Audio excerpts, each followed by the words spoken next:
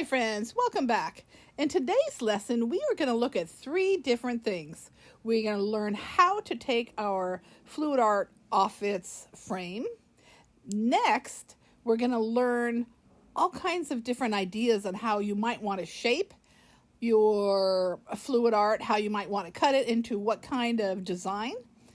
And then we will look at, since we've taken our canvas off of the frame, we have this floppy fluid art piece, right?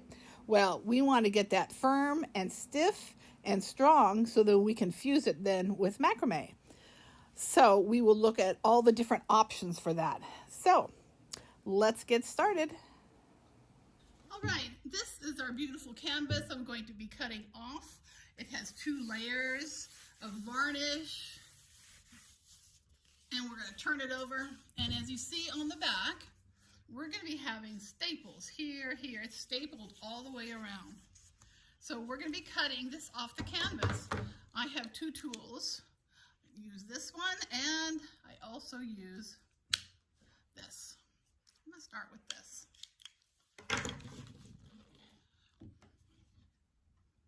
Let me take you down a little bit lower so you can see.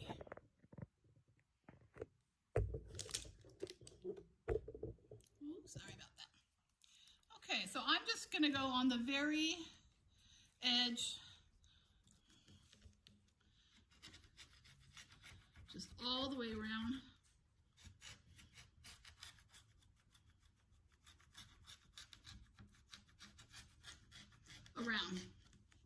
So as you can see, it's been cut off. I'm going to do that all the way around. And I'll show you in a second. Okay, I cut all the way around. I was very careful. These are very sharp tools, so be very careful. Around the corner, and now it will just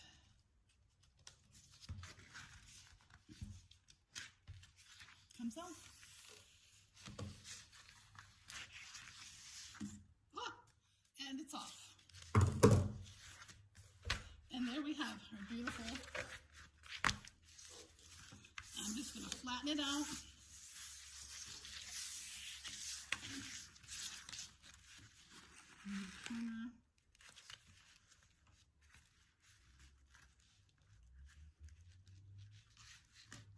There we go. All right, now we need to figure out what design do you want to do. And so that will be in our next lesson. I already thought about it and decided what to do. So I will show you then the process of that in the next one. Let's talk about how you would like to cut your fluid art. In this one, I knew I had specific designs that I wanted to accentuate. I didn't want to cut it off. So this is what I did. And on this one, also, I went according to the pattern, the bottom pattern of the fluid art that I created. Now let's look at another one. In this one, I had done all my doodlings on the outside of the paint while I was creating my fluid art with a skewer stick. And so when I cut this out, I knew I wanted to be doing it according to those loops. Now, I recommend when you cut your pattern, your fluid art, you know how you want it to go.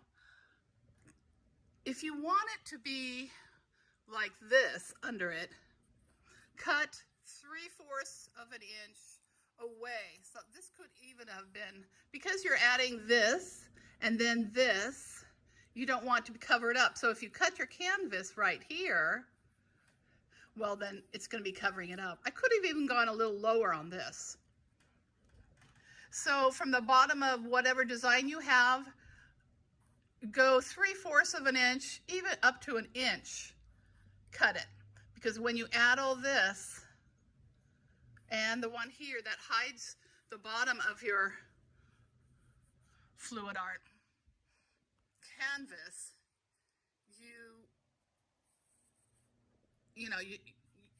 you don't want this to all cover it. This could have gone down even just a little bit more. So I would say if this, let's say, if this is the bottom of your design, cut an inch below when you're cutting your canvas.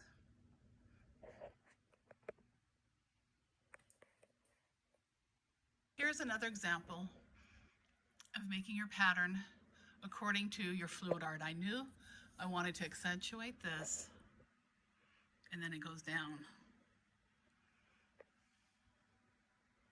So give some thought. Do you want to go according to your design, or do you want to just make your own abstract design and cut for your pattern? That's up to you.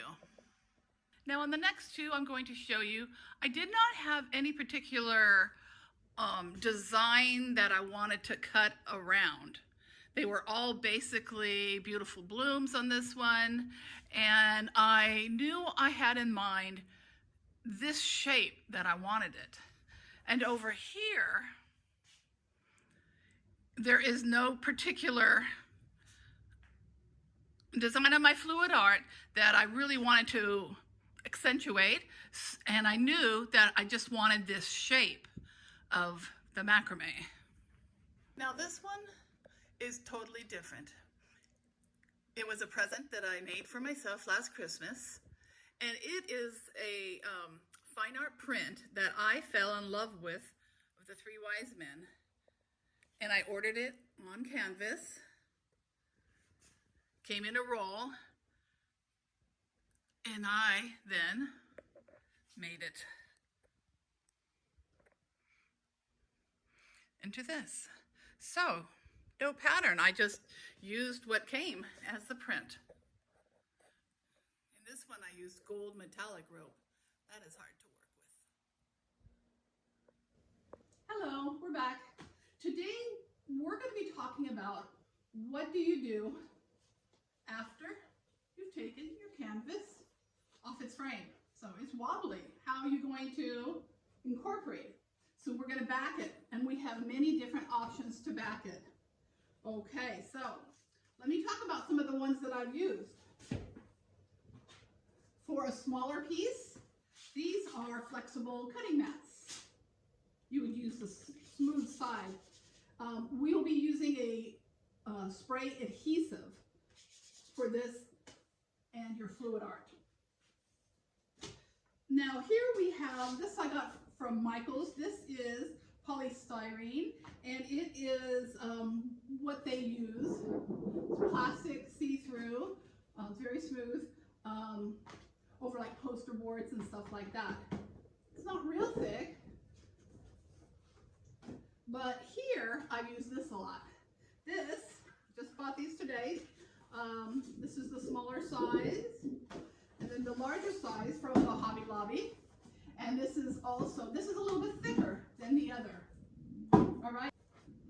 These work really well. Now, I must say, if you're using plastic, one thing you want to do is, if your line is here, this is where you're going to cut it, then I'm going to put clear shipping tape right across that line on both sides. So when I cut it, it does not crack the plastic, because plastic, it will tend to crack.